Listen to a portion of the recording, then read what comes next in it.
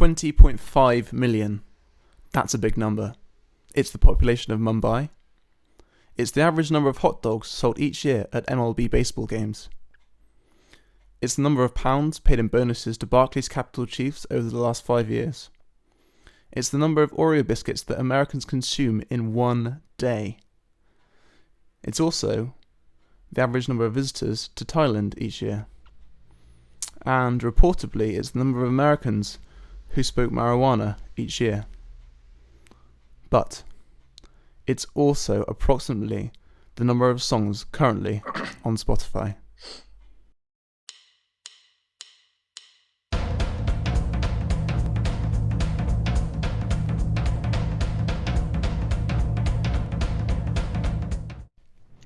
As we can see, the number of users using Spotify worldwide has grown rapidly over the last few years. In 2012, it was reportedly around 20 million users, but this was reported by Facebook, and according to Spotify, it was nearer 10 million users. That's a lot of songs. If each one was represented by a single CD case and piled one on top of the other, it would reach a height of 673,000 feet. If we assume that an average song on Spotify is around 6 minutes long, then George Washington would have had to start listening to Spotify in 1778 in order to listen to the entire catalogue by the present day. On average, somewhere around 15,000 songs are added to Spotify each day, which is around 90,000 minutes of music. And considering you only have 1,440 minutes in each of your days, the catalogue would grow faster than you could listen to it. At this rate of growth, our CD tower would reach the moon by the year 9029, if we're still making music by then, or if we haven't blown up the planet. This all seems quite spectacular, but how did it come about? And what does it mean for the music business? And what does it mean for artists? Throughout its history, recorded music has been a subject of great change. Over the last 50 years, we have witnessed the transition in music format, first from vinyl to cassette, and then to CD. During this period of time, a technological change has inferred an increase in total record sales. However, things started to change with the introduction of the MP3. For the first time, the record labels did not have control over the format which their music was distributed on, and piracy became significantly easier. It inferred a fall in the number of record sales.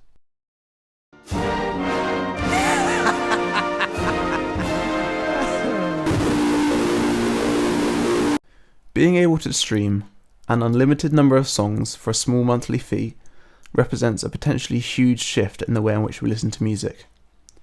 But it's a new business model which gives many artists and recording labels the willies, because of the way in which streaming services pay out royalties.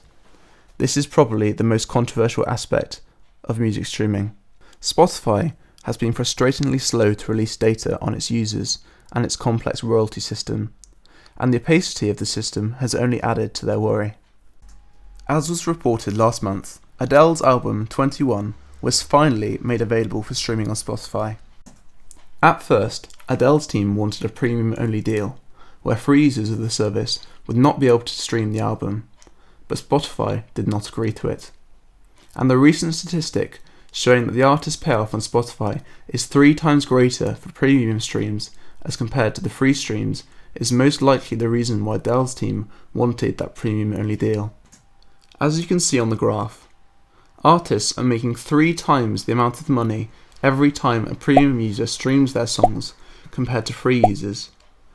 But since Adele has already sold 22 million albums, she probably decided the difference wasn't that big a deal.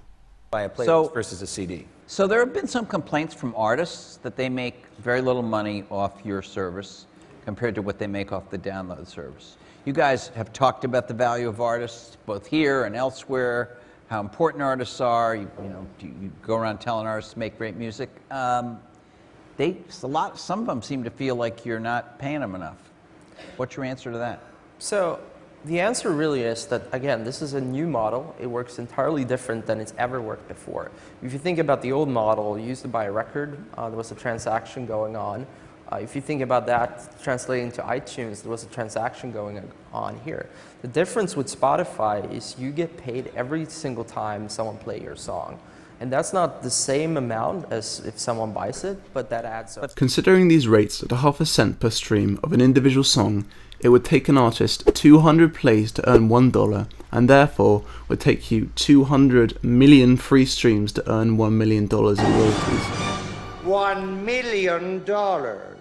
These rates, however, are better for premium streams.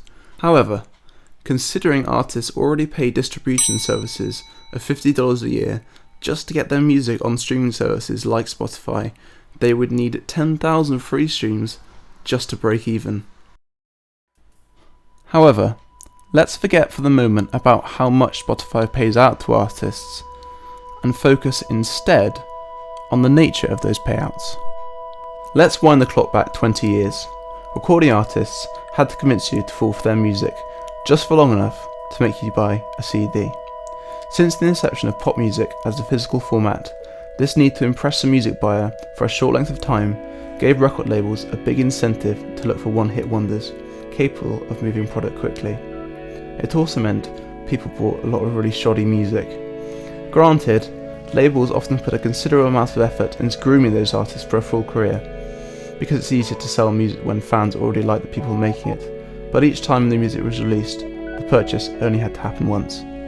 The rise of the iPod and iTunes made it harder for labels to pack long-playing albums with subpar filler tracks. It also made it easier for music fans to fall for a hit single for the low prices of 99 cents.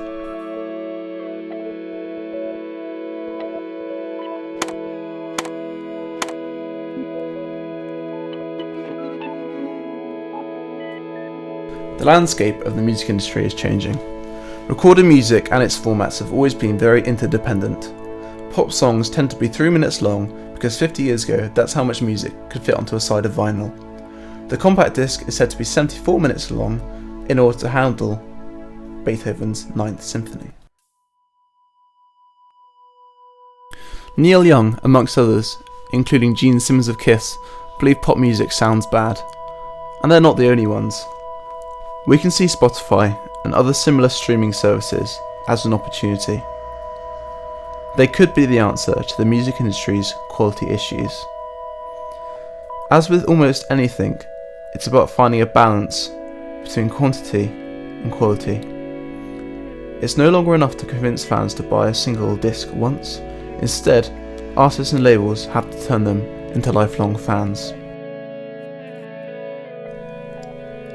CDs can be seen as a one-time purchase, because once you've bought them, you don't really need to buy them again. Streaming services, however, can be seen as an incentive to artists to create music of longer lasting value. The Beatles succeeded in doing this for generations.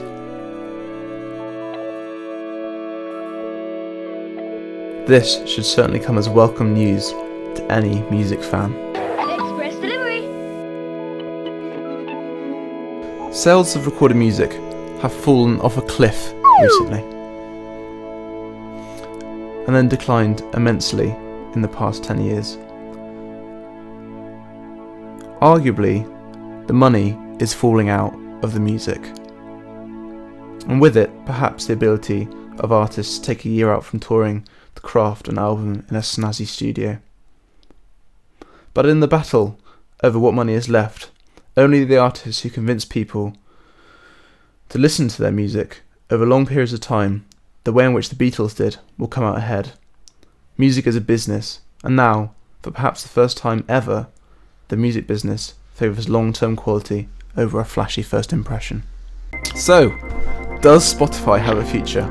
Well, Sean Parker, a chief investor in Spotify, reckons that Spotify will be bigger than iTunes in less than 2 years. Is he insane? Well, it might seem kind of unrealistic, but let's do the math. Warner Brothers Music Group generated roughly $800 million from digital downloads in 2011, most of which would be from iTunes. So since WMG has roughly 20% market share, we can estimate For these purposes, the iTunes has paid approximately $3.2 billion to record labels in 2011. So, assuming iTunes payouts stay constant, the industry is moving away from downloads and towards streaming. Spotify, then, would have to grow by over 30 times in 3 years to approach that amount. This might seem impossible, but revenue grew an incredible 458% from 2009 to 2010. And those 2010 numbers were from before Spotify entered the enormous and all-important US market, where it was received very well, and before Spotify integrated with Facebook, which supercharged its distribution. To generate $3.2 billion of subscription revenue to pay out to record labels, Spotify would need to have more than 35 million paying users. To put that into context, that's roughly about the population of Greater Tokyo in Japan. That's 35 million people willing to pay a yearly subscription for digital music. Spotify and Pandora are perhaps the most popular streaming services out there, and their revenue growth reflects the growing acceptance of streaming as opposed to owning musical content. Both companies reported revenues of well over $200 million in the past year. However, despite this, both companies are having trouble making a profit. Although both companies have different business models, the problem they are facing is basically the same: the high cost of music royalties.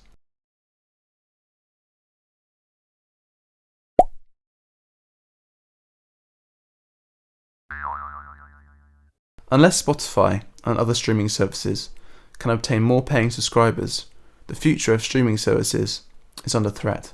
Whether they are financially viable is still to be decided. These numbers show that the music industry might have to lower its demands if it doesn't want to risk losing the growing revenue from streaming royalties in its entirety.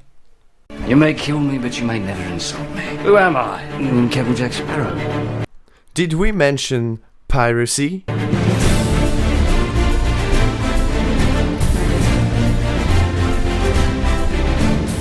Spotify claim that they are dedicated to eradicating piracy. By providing an accessible and cheap alternative to illegal downloads, they claim that streaming services like Spotify will cut the number of illegally downloaded songs, and in turn result in more royalties paid to their artists. Here's what Sean Parker, chief Spotify investor, has to say. I believe is that you have to accept that the war on piracy is a failure.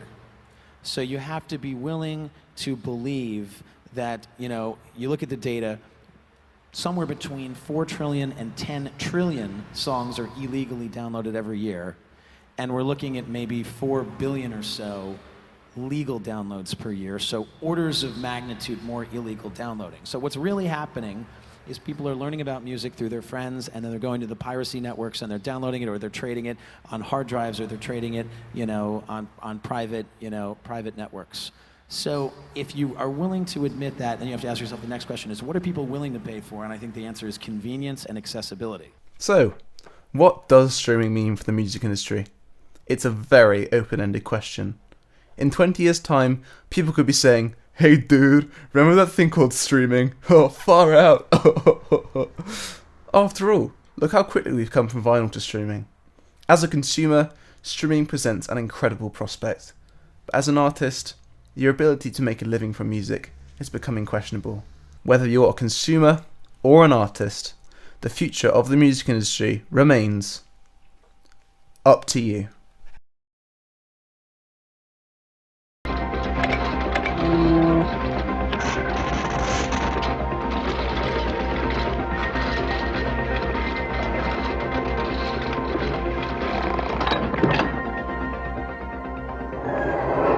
How far are you going? About 30 years.